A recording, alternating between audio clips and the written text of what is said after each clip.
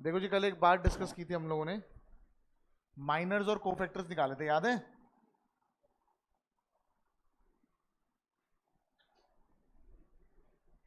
तो माइनर निकालने का तरीका क्या था, एक बार याद दिला रहा हूं।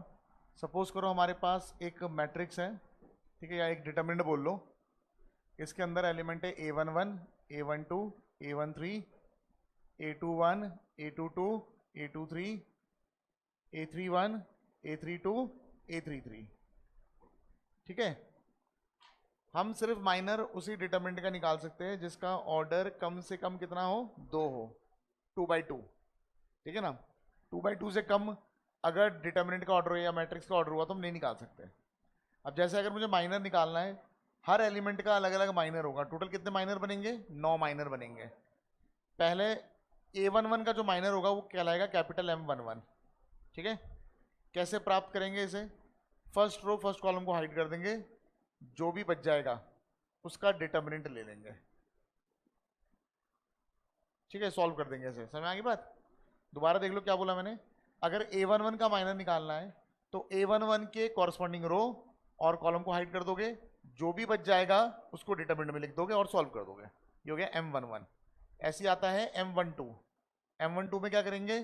First row second column, first row second column hide कर देंगे, जो भी बच जाएगा उसको डिटर्मिनेंट में लिख देंगे, है ना। ये हो जाएगा A31, A33। ऐसे ही हम निकालते चले जाएंगे। तो M13 भी निकाल के दिखाया तो, ठीक है ना।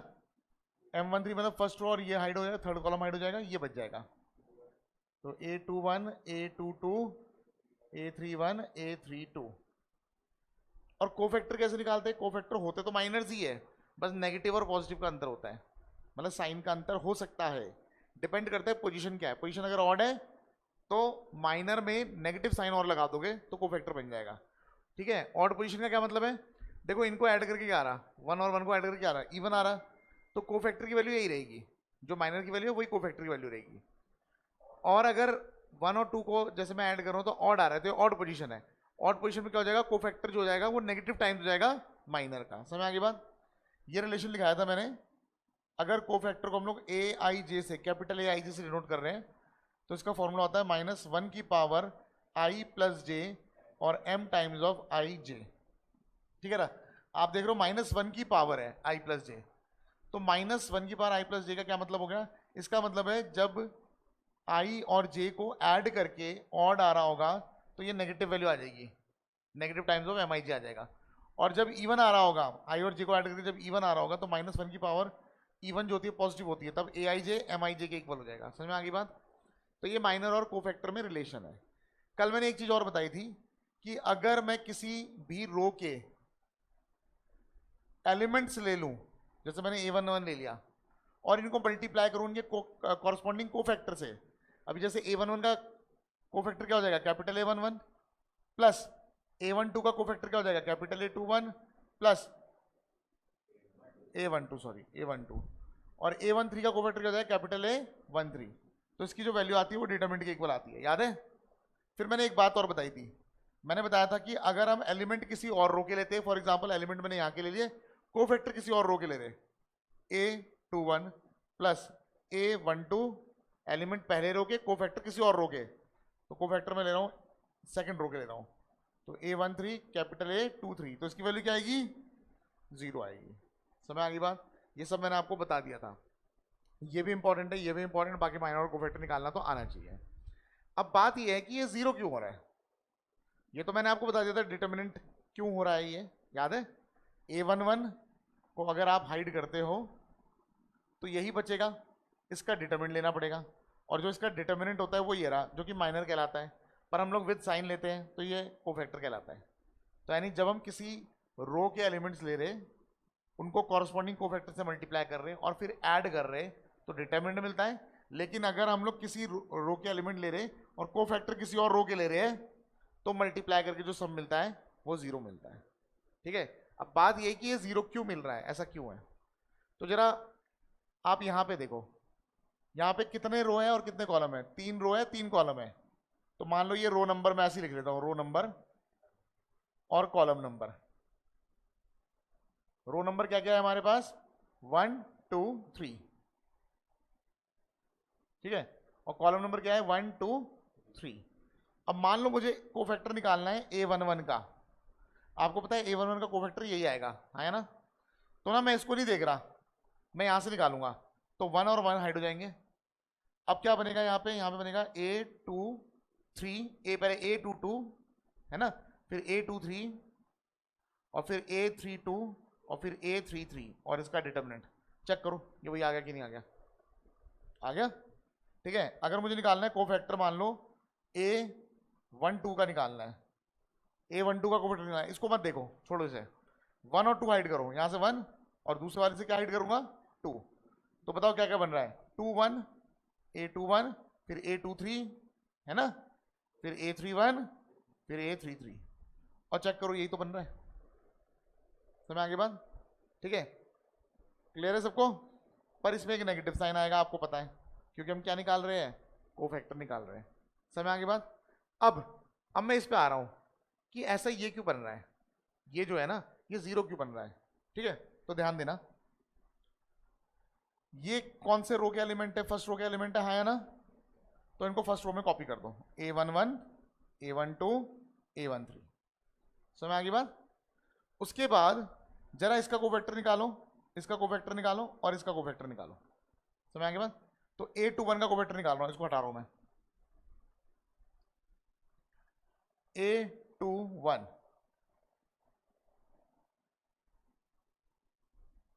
2 और 1 हाइड कर दो, क्या बचेगा बताओ, A12 A13 A32 A33।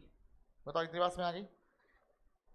होता क्या है, अगर मान लो, अगर मैं मान के चलूं ये इसी का कोफैक्टर है, भाई ऐसा ही मान सकता हूं मैं कि ये इसका कोफैक्टर है, ये इसका कोफैक्टर है, ये इसका कोफैक्टर है, भले ही तुम्हें नंबर अलग दिख रहे हैं, ठीक है ना। मुझे तो डिटर्मिनेंट, इसको डिटर्मिनेंट के फॉर्म में लिखना है वापस।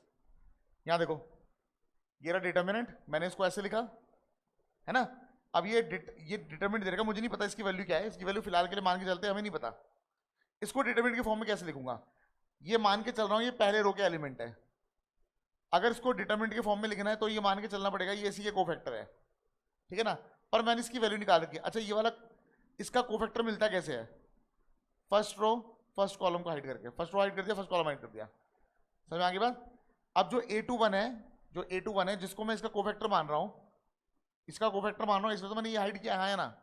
अब A21 की वैल्यू निकाल रखी है मैंने, क्या है बताओ, A12 A13 A32 A33। बताओ इतनी बात समझ आ गई?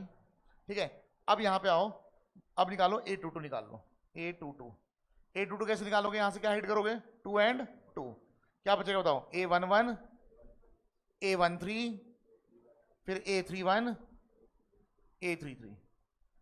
अब मुझे एक चीज बताओ, अगर मैं इसको डिटरमिनेंट के फॉर्म में लिखना चाहता हूं तो मैं मान के चलूंगा ये इसका कोफैक्टर है, हाँ या ना। अगर इसको इसका कोफैक्टर मान रहा हूं तो फर्स्ट रो और सेकंड कॉलम हाइड करना है, फर्स्ट रो हाइड करना है और सेकंड कॉलम हाइड करना है। समझ में आ गई बात?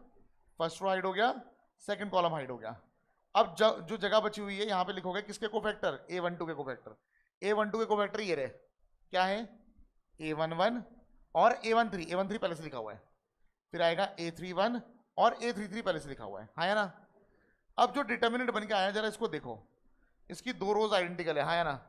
और क्योंकि दो रोज आइडेंटिकल है तो प्रॉपर्टी कहती है कि अगर दो रोज आइडेंटिकल होगी तो डिटर्मिनेंट क्या होगा, जीरो, इसलिए इसकी वैल्यू क्या है, जीरो। अब आपको याद रखना है, देखो आपको मैंने रीजन तो बता दिया, मैं ऐसे ऐसे नहीं बोलना चाहता कि भाई आप याद कर लो बस, ठीक है ना। आपको मैंने रीजन बता दिया तो आपको पता है कि भाई इसके पीछे रीजन है, ठीक है। अब आपको याद भी करने में थोड़ा सा हजम हो जाएगा कि ठीक है भाई ठीक है। समझ में आगे बात? अब जरा इसके मैं क्वेश्चन दे रहा हूँ, माइनर एंड कोफैक्टर्स निकालने हैं इस पूरी एक्सरसाइज में, ठीक है। मैं क्वेश्चन दे रहा हूँ, वो क्वेश्चन आप लोग करो पहले। इतना सबको क्लियर हो गया ना?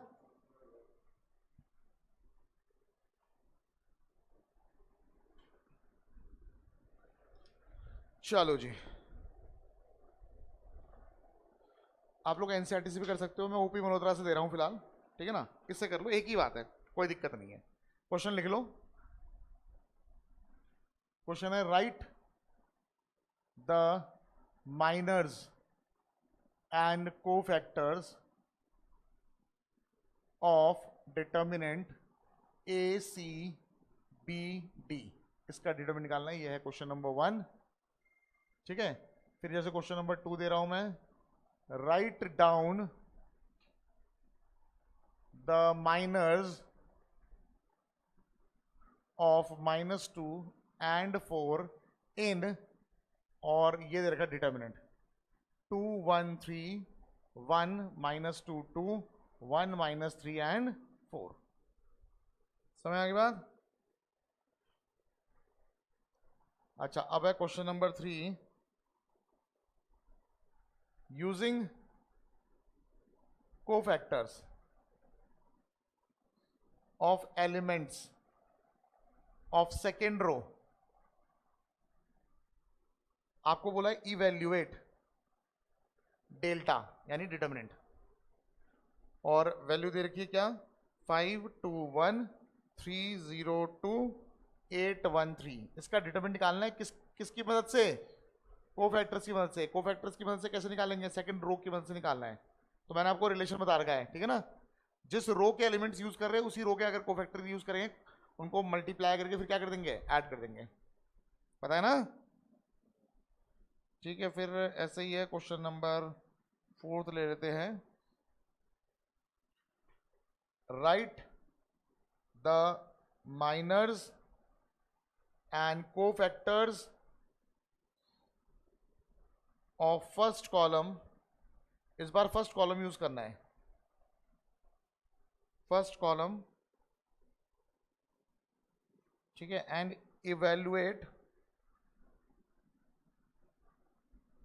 क्या इवेल्युएट करना है, ये इवेल्युएट करना है, यानी ये डिटरमिनेंट कैलकुलेट करना है कॉलम 1 का यूज करके।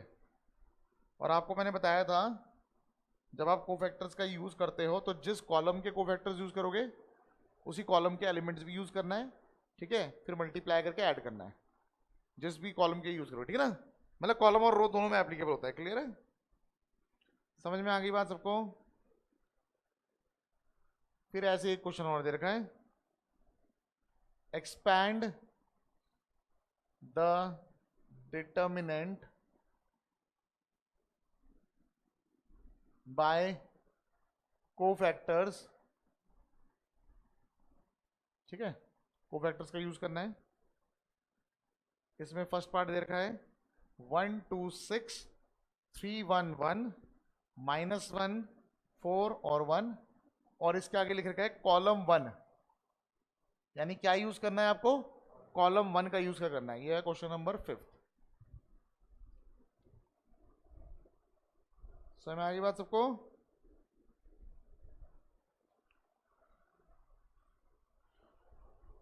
ठीक है, इतना कर लो। एक एनसीईआरटी से भी क्वेश्चन दे देता हूं।